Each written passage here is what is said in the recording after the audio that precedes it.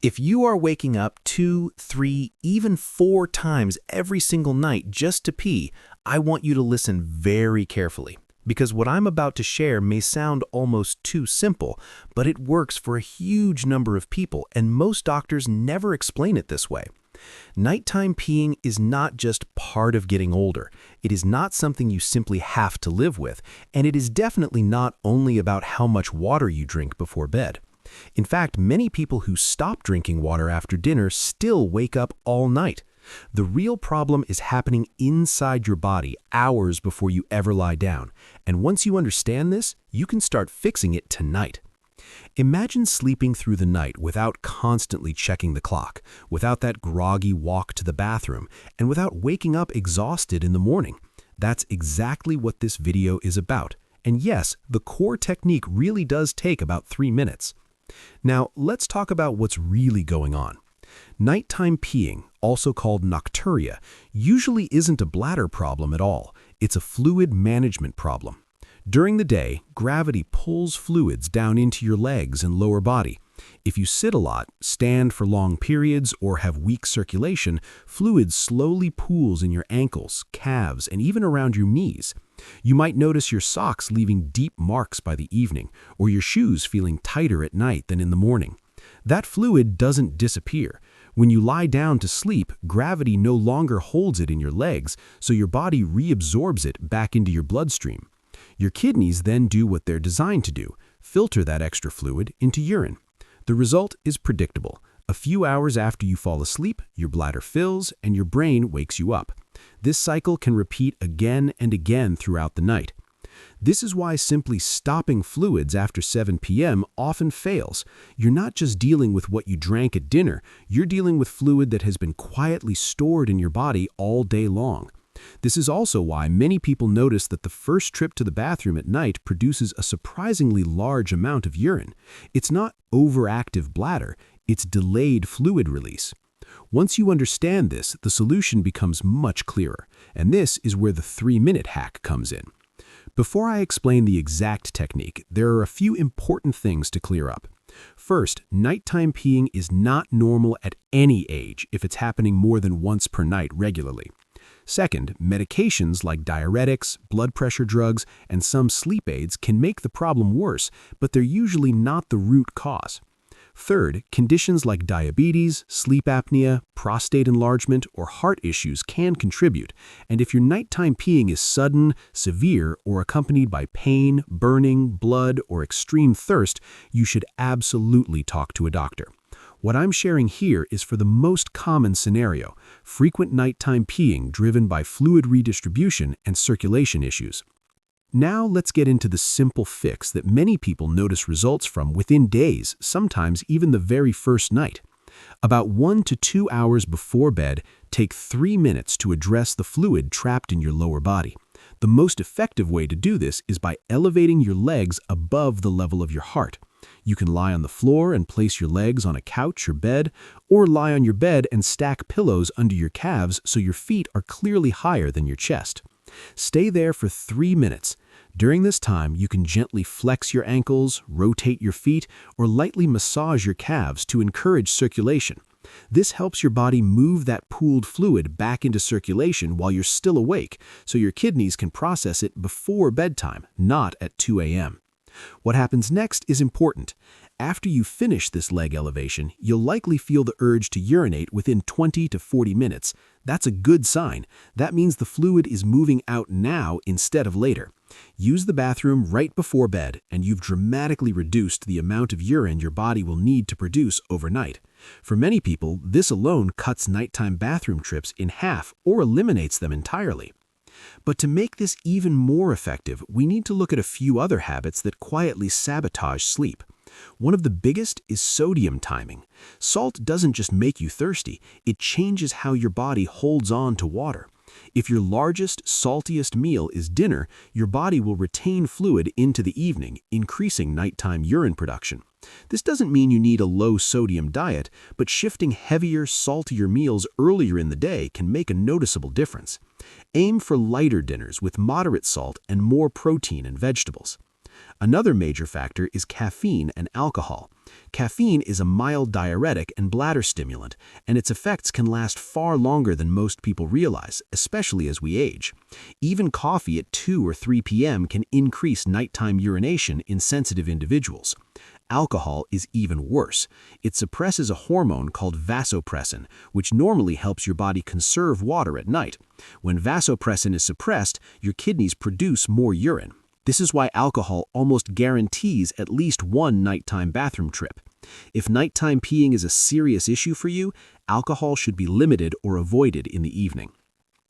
Let's also talk about something people rarely connect to bladder issues: breathing during sleep. Sleep apnea and even mild breathing interruptions can dramatically increase nighttime urination.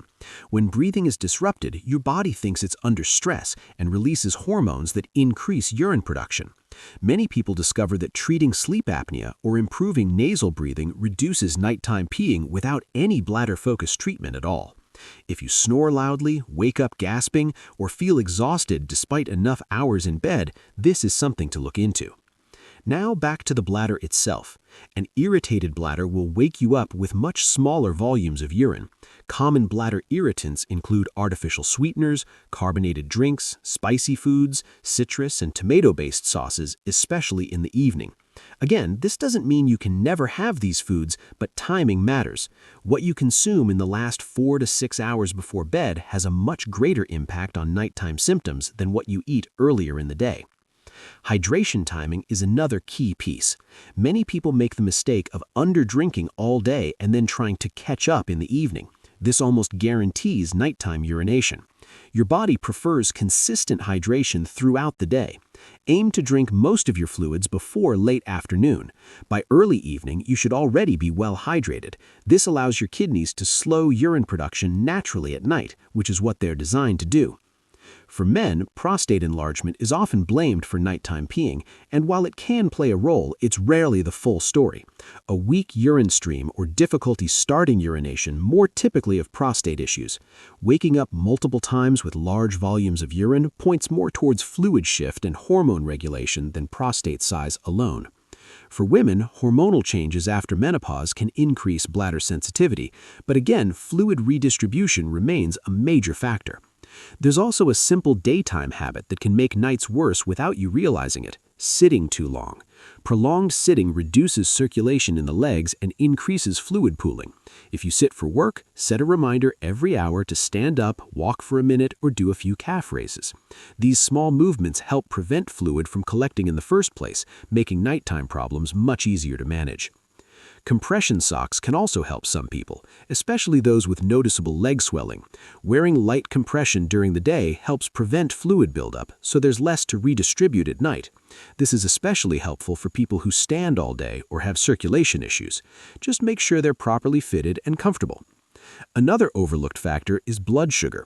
Elevated blood sugar levels cause the kidneys to excrete excess glucose through urine, pulling water with it. This leads to increased urination day and night. If you frequently wake up extremely thirsty or produce very large amounts of urine, it's important to have your blood sugar checked. Now, let's bring this all together in a practical way. If you want to stop peeing at night, start by focusing on what happens before bedtime, not during the night. About 2 hours before bed, stop heavy fluid intake. About 1 hour before bed, do the 3-minute leg elevation. Use the bathroom right before sleeping. Keep your dinner lighter and less salty. Avoid caffeine and alcohol in the evening. Pay attention to bladder irritants. Improve circulation during the day. These steps work together, and the combined effect is far more powerful than any single trick. What I love about this approach is it works with your body, not fighting it. You're not forcing your bladder to hold urine. You're simply helping your body manage fluids at the right time. Many people notice better sleep, less morning fatigue, and even reduced leg swelling as a bonus. If you try this tonight, don't expect perfection immediately. Some people notice improvement the first night, others within a few days. Consistency matters. Your body needs time to adjust to new patterns. But if nighttime peeing has been disrupting your life, this is one of the safest, simplest, and most effective strategies to start with. So let me quickly summarize. Nighttime peeing is often caused by fluid pooling in your legs during the day and being released when you lie down. A simple 3-minute leg elevation before bed helps shift that fluid earlier so your kidneys can process it before sleep. Combine this with smart hydration, lighter evenings, reduced bladder irritants, and better circulation, and you dramatically increase your chances of sleeping through the night. And there's another important piece most people never hear about, and this is where many experts completely miss the mark. Your body has a built-in night mode that is supposed to reduce urine production while you sleep. This is controlled by a hormone called vasopressin, sometimes called antidiuretic hormone. When everything is working properly, vasopressin rises at night and tells your kidneys, "Slow down, we're sleeping now." But modern lifestyle habits quietly interfere with this process. Late-night screen use, irregular sleep schedules, stress, and even bright lights in the evening can blunt this hormone response. When vasopressin stays low, your kidneys keep producing urine at daytime levels, and your bladder fills whether you like it or not. This is why people who go to bed at different times every night, scroll on their phones in bed, or fall asleep with the TV on often struggle with nighttime bathroom trips. Their brain never fully switches into nighttime mode. Creating a consistent wind-down routine signals your nervous system to shift gears. Dimming lights after sunset, avoiding screens for at least 30 minutes before bed, and keeping a consistent bedtime can make a noticeable difference over time. This doesn't fix things overnight like the leg elevation hack can, but it strengthens the system that keeps urine production low while you sleep. Stress deserves special attention here. Chronic stress keeps your body in a low-level fight-or-flight state. When this happens, your body prioritizes alertness over rest, and urine production often increases as a side effect. People under high stress frequently report lighter sleep and more frequent nighttime awakenings, including for urination. Simple relaxation practices before bed, such as slow breathing, gentle stretching, or even a few minutes of quiet sitting, can reduce nighttime bathroom trips by calming the nervous system. This isn't about meditation perfection, it's about giving your body a clear signal that the day is over. Now let's address a big misconception: bladder training at night. Many people try to hold it when they wake up, thinking they're strengthening their bladder. At night, this often backfires.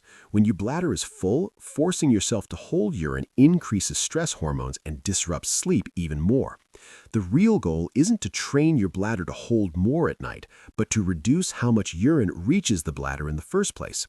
That's why all the strategies we're discussing focus on timing, circulation, hormones, and habits earlier in the day and evening. There's also the issue of temperature. Cooler environments promote deeper sleep and can reduce nighttime awakenings. However, if your feet or legs are cold, circulation can worsen, leading to more fluid pooling during the day and early evening. Keeping your legs warm during the day and early evening can actually help fluid move more efficiently. At night, a cool room with warm bedding tends to work best for most people. Another subtle factor is how quickly you empty your bladder before bed. Rushing through your final bathroom visit can leave residual urine behind, especially for men and for women with pelvic floor tension. Take your time, sit fully, relax, and allow the bladder to empty completely. Some people benefit from standing up, waiting a few seconds, and then sitting again to allow any remaining urine to pass. This simple habit can reduce the urge to urinate shortly after falling asleep. Speaking of pelvic floor tension, this is another area that's often misunderstood. Weak pelvic floor muscles can cause leakage, but overly tight pelvic floor muscles can cause urgency and frequent urination. Stress, anxiety, and chronic clenching contribute to this. If you feel like you constantly have to go, even when your bladder isn't very full, pelvic floor tension may be part of the problem. Gentle relaxation exercises and breathing techniques can help far more than aggressive strengthening in these cases. Let's also talk about nighttime peeing and age, because this is where many people lose hope. Yes, changes in hormone levels, kidney function, and sleep architecture occur as we age, but that does not mean frequent nighttime urination is inevitable. Studies consistently show that lifestyle adjustments have a powerful impact at any age. I've seen people in their 70s and 80s dramatically reduce nighttime bathroom trips simply by changing fluid timing, improving circulation, and addressing sleep quality. Now, a very important warning. If you are waking up to urinate and also experiencing symptoms like chest comfort, severe shortness of breath when lying flat, or sudden swelling in both legs, this can indicate a heart-related issue. In these cases, nighttime urination is your body trying to manage excess fluid. This absolutely requires medical evaluation. The techniques in this video support general health but do not replace medical care when serious symptoms are present.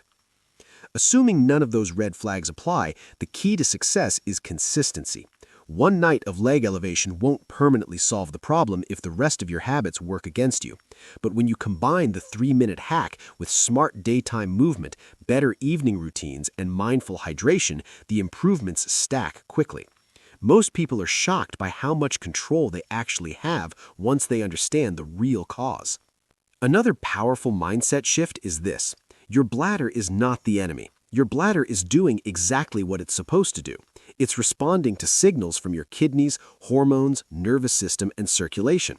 Fix the signals, and the bladder stops waking you up. It's also worth mentioning that many over-the-counter sleep aids worsen nighttime urination. Some contain antihistamines that dry you out temporarily but disrupt deep sleep and hormone balance.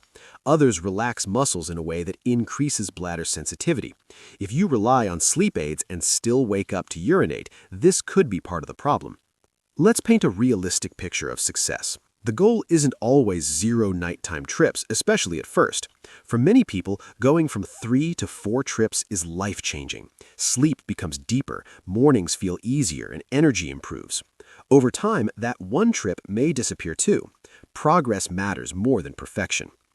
If you want a simple test to see if fluid redistribution is your main issue, look at your ankles in the evening and again in the morning. If swelling improves overnight, fluid shift is almost certainly contributing. That means the leg elevation hack is especially important for you. One final point that rarely gets mentioned: gratitude and patience with your body. Frustration and anger about sleep problems create tension that makes everything worse. Approach this as an experiment, not a battle. You're learning how your body works, and that knowledge puts you back in control. So remember this tonight. Nighttime peeing is not a personal failure, not a weak bladder, and not something you just have to accept. It's usually a timing and circulation issue that responds incredibly well to simple, logical changes. Elevate your legs for 3 minutes before bed, shift fluids earlier in the day, support healthy sleep hormones, and give your body the chance to do what it's designed to do. If you found this information helpful, make sure to subscribe to the channel, like this video, and tell me in the comments if you want a follow-up video on sleep, hormones, or bladder health.